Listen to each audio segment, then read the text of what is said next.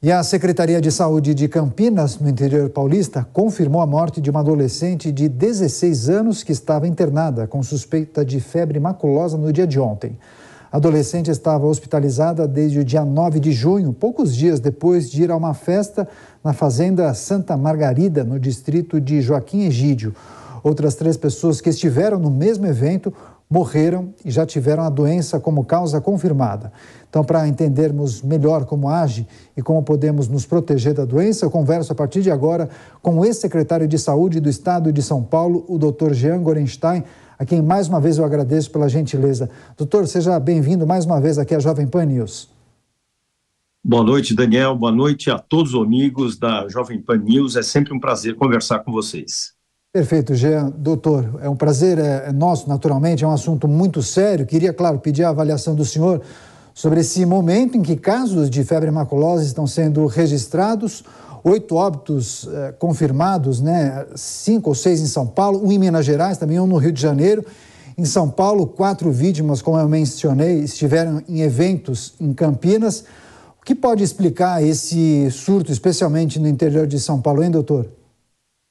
Bom, é importante nós lembrarmos que a febre maculosa não é uma doença nova e tampouco na região de Campinas. Campinas e região acaba sendo um epicentro já há mais de 20 anos da febre maculosa, até pela sua condição ecológica, ambiental, de ter a presença de rios, a presença dos grandes roedores que são as capivaras e um grande número de parques e áreas rurais. Então, dessa maneira, sempre houve a questão e da preocupação com a febre maculosa naquela região. E, a partir de junho, se estendendo até outubro, é um período em que existe a própria multiplicação dos carrapatos. Então, maior a chance, portanto, de existir a transmissão da doença, que é feita especialmente por um carrapato, que nós chamamos o carrapato estrela, é o Amblioma cagenense, e ele, a partir do momento que se multiplica e coincide, principalmente por um período que é um período menos chuvoso, um período mais frio, um período em que tenham as férias, as pessoas vão mais para parques e áreas abertas e especialmente alguns eventos que acontecem em áreas abertas, fazendo então com isso, com que essa infestação acabe acontecendo. Agora, doutor, como o senhor bem destacou, existem alguns tipos de carrapato. O que transmite a febre maculosa é esse tipo específico chamado de estrela. Ele é um pouco menor do que aquele que tradicionalmente a gente costuma encontrar. Eu, por diversas vezes, me lembro, quando, sei lá, ia para o campo ou passeava a cavalo, muitas vezes você identificava um carrapato ou mesmo num cão e você retirava esse carrapato, esmagava ele ali. O estrela é diferente, ele é menor. Como é possível fazer essa diferenciação? Como é possível identificar que aquele é um carrapato estrela? Se tiver dúvidas, o que a pessoa deve fazer de imediato? Bom, em primeiro lugar, que o carrapato estrela, ele é menor.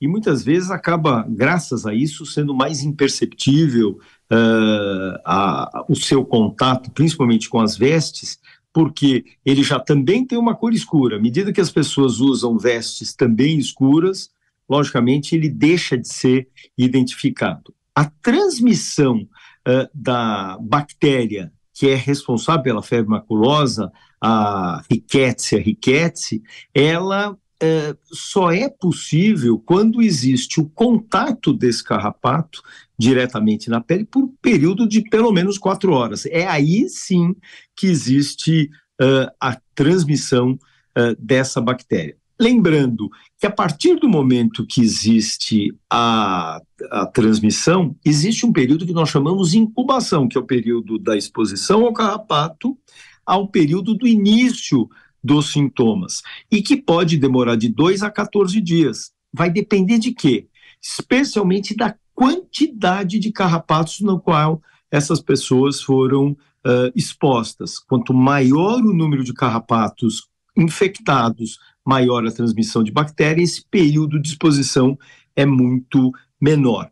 O que chama muita atenção, Daniel, é que as manifestações iniciais, elas são totalmente inespecíficas. Então, dor no corpo, queda do estado geral, a pessoa fica menos ativa nas suas atividades diárias, uma febre alta e dor de cabeça. Portanto, qualquer quadro viral, por exemplo, pode se assemelhar a esses sintomas. Por isso é muito importante que as pessoas que tenham estado em áreas rurais, que tenham tido contato com carrapatos propriamente, sinalizem profissionais da área médica assim que tiverem o início de qualquer um desses sintomas. Porque a partir do momento em que existe a hipótese aventada de febre maculosa, já se inicia imediatamente um antibiótico via oral, não é necessário sequer a internação, porém, aguardar um período maior, a chance de evolução para formas mais graves, letais e até, infelizmente, com evoluções como essas que nós tivemos aqui em São Paulo. Essa informação é fundamental, porque se há características ou sintomas parecidos com outras doenças, como, sei lá, Covid, gripe, dengue, a pessoa acha que toma um analgésico e acabou, o problema pode evoluir, né, para uma situação muito pior. Inclusive, doutor, eu vou trazer um dado aqui que estampa a nossa taxa para as pessoas que nos acompanham por imagens, porque no ano passado o estado de São Paulo registrou 62 casos de febre maculosa e destes, 47 resultaram em morte, ou seja, um índice de letalidade de 75%. Agora, o quanto esse percentual está diretamente ligado a um diagnóstico equivocado? Na verdade, Daniel, a tua colocação é bem clara, ele passa a ser tardio quando ele começa a ter as manifestações, o que a gente chama de período de estado, a febre maculosa, são o surgimento de manchas avermelhadas e principalmente algumas avinhadas nas extremidades, mãos, pernas, mostrando exatamente naquele momento que existe inflamação dos pequenos vasos, aquilo que nós chamamos de vasculite.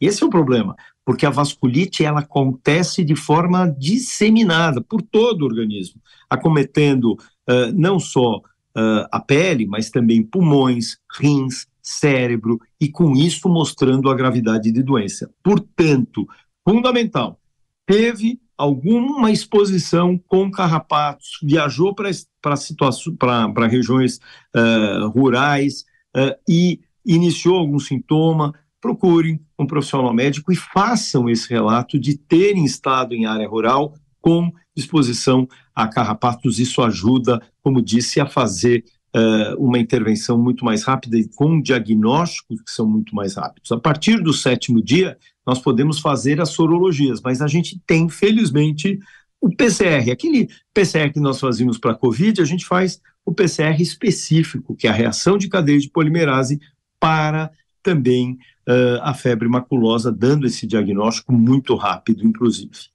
Agora, doutor, levando em consideração a informação que também é crucial, né, esse período de incubação, que é quando ocorre a transmissão até o aparecimento do primeiro sintoma, esse período chamado de incubação, me leva a seguinte informação, porque esses eventos ligados aos episódios de transmissão em Campinas, eventos que reuniram milhares de pessoas, 6.000 pessoas, em 2 grandes festas, uma feijoada do Rosa e um show do Seu Jorge.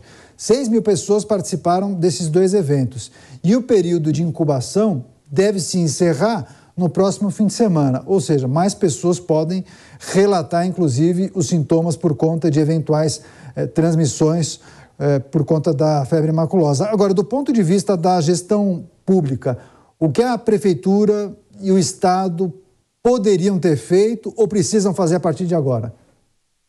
Na verdade, fundamentalmente é a comunicação, é fazer a orientação, é isso que os meios de comunicação têm apoiado as secretarias municipais, tanto da saúde, ligadas especialmente às zoonoses, que cuidam exatamente de transmissão através de animais, fazendo então com que haja exatamente o rastreio de áreas que são áreas endêmicas, se criar, portanto, sinalizações, o que existem, principalmente na região de parques na região de Campinas, já existem essas exposições com placas sinalizando, mas ali era um evento em local particular, privado, e que infelizmente não tinha sinalização, que se acredita que essas pessoas tiveram as infestações, especialmente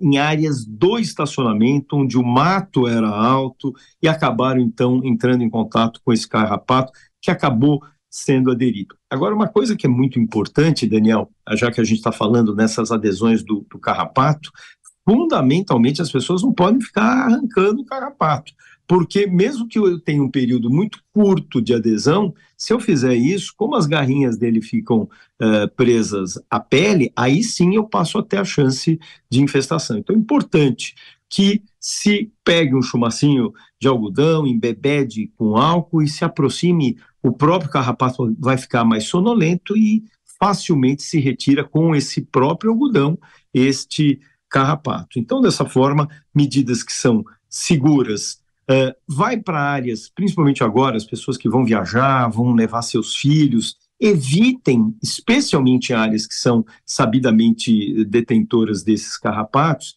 de fazer piqueniques, deitar na grama, e cuidado também com os próprios pets, porque eles passam a ter o risco, à medida que são soltos, vão passear, vão correr pelo campo, pelos pastos e retornam, sejam para as casas dessas mesmas áreas rurais ou retornam para as zonas urbanas. E aí podem, inclusive, acabar infectando ou infestando outras pessoas que sequer estiveram em viagem para essas regiões. Perfeito. Só para então encerrar e deixar bem claro, então, esses carrapatos são encontrados sobretudo em outros animais e aí os próprios pets podem acabar levando os carrapatos para dentro de casa ou para o local onde as pessoas estiverem, é isso? Qual é a grande questão? Hoje, o grande reservatório desses carrapatos acabam sendo fundamentalmente as capivaras. De forma acidental, o homem, logicamente, acaba se infectando ou entrando em contato com esses carrapatos, que muitas vezes ficam aderidos ao próprio mato, ou cavalos que estão aí pastando e, lógico, passam a ter risco dessa infestação. Qual é o grande problema? Quando os cãezinhos são soltos em fazendas, em sítios, eles não têm limites, então eles vão, passeiam, e dessa maneira também acabam entrando em contato com esses carrapatos que ficam na própria região de mato alto, e com isso esses carrapatos se aderem à pelagem desses pets que acabam retornando, seja no interior das casas de fazenda, ou muitas vezes eles são trazidos para as zonas urbanas, retornando para o domicílio do dono do cachorrinho. E dessa forma tem a chance também de levar. Só para ilustrar uma situação bem interessante, que a gente também tem que estar atento, principalmente malas, mochilas, as pessoas que façam ecoturismo, fundamentalmente também tem que observar, não só se nas suas roupas, mas na sua mochila não tem a presença desse carrapato, que podem sim trazer e infectar outras pessoas em áreas que teoricamente não teriam nenhum histórico de exposição às zonas rurais. Os pets podem adoecer a ponto de chegar a morrer, doutor?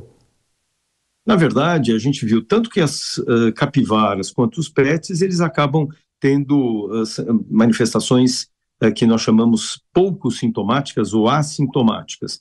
Hoje, felizmente, esses pets têm a possibilidade de serem expostos a medicamentos que os protegem em relação tanto a pulgas e carrapatos.